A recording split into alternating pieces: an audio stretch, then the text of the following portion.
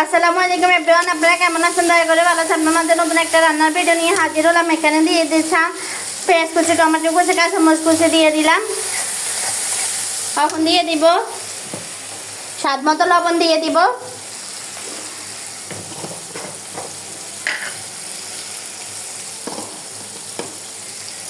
এখন দিয়ে দিলাম লবণ। এখানে পাবদা মাছ ভুনা করবো। পাবদা মাছ দিয়ে কি দিয়ে রান্না করতেছি দেখতে থাকুন। পাবদা মাছগুলা পাইপিনে বেজে রেখেছি। এখানে আলুটা গুছিয়ে রেখেছি।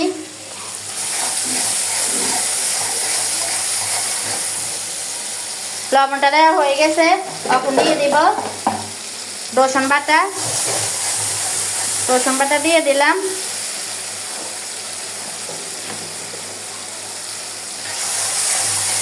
রসুন বাটা দিয়ে দিলাম। এখন লবণ দেওয়া হয়েছে, রসুন বাটা দেওয়া হয়েছে, ভালো করে মশলাটা কষুক।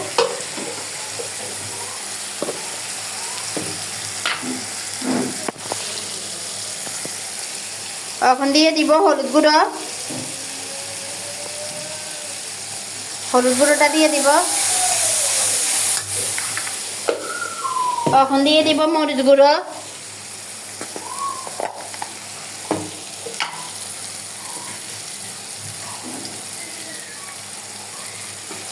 আপনারা স্বাদ মতো মরিচ গুঁড়োটা অ্যাড করবেন।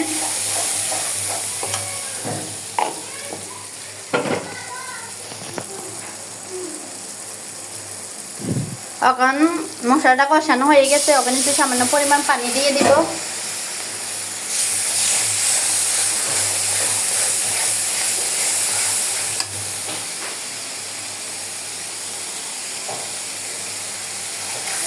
পানি দেওয়া হয়ে গেছে। এখন কুচে রাখা ধুয়ে রাখা আলুগুলা দিয়ে দিব। এখন ধুয়ে রেখেছি।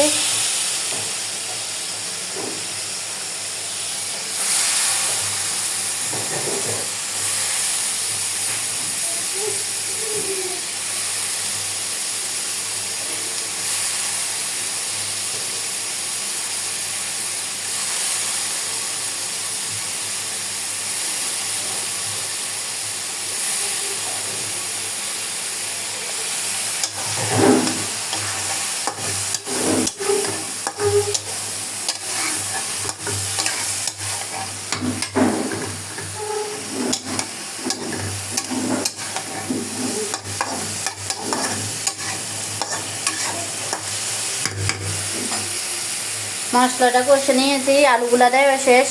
তখন ভালো করে কষলে পানিটা দিয়ে দিব। দেখেন কালারটা অনেক সুন্দর এসেছে।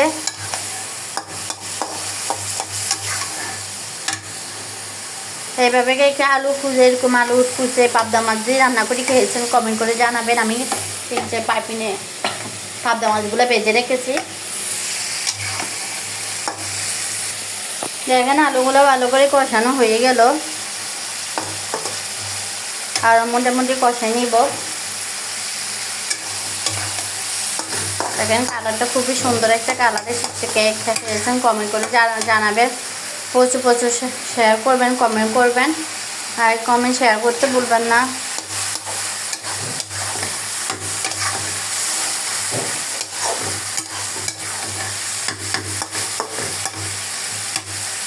প্রচুর প্রচুর শেয়ার করবেন, কমেন্ট করবেন।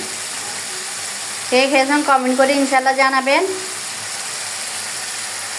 অলরেডি আমার মশলাটা কষানো শেষ। দেখেন সাইড দিকে তেলটা উঠে গেছে, আলুটা কষানো হয়ে গেছে। আর একটু পরিমাণ কষাবো, ভালো করে যত কষাবেন তরকারি ততই মজা হবে।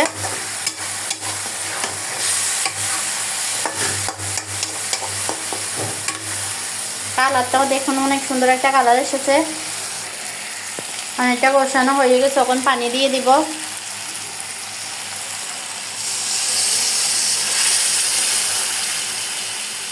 পানিটা হয়ে গেছে। ভেজে রাখা মাছগুলো দিয়ে দেব।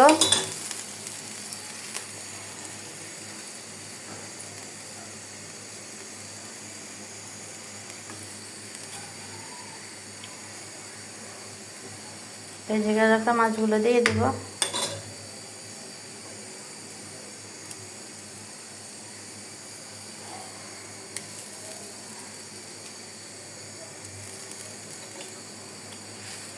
কে কে খেয়েছেন কমেন্টে ইনশাআল্লাহ জানাবেন। এরকম নতুন নতুন ভিডিও পেতে আমাদের সাথে থাকবেন। পেজটা ফলো করে দিয়ে যাবেন।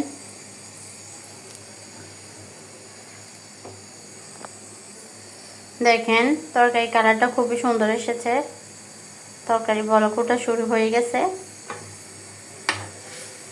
বলক উঠলে কতক্ষণ রাখা, তারপরে ধনিয়া পাতা দিয়ে জল কম রাখি নেমে ফেলবো। নতুন নতুন ভিডিও পেতে আমাদের সাথে থাকুন। লাইক কমেন্ট শেয়ার করতে ভুলবেন না। আল্লাহ হাফেজ।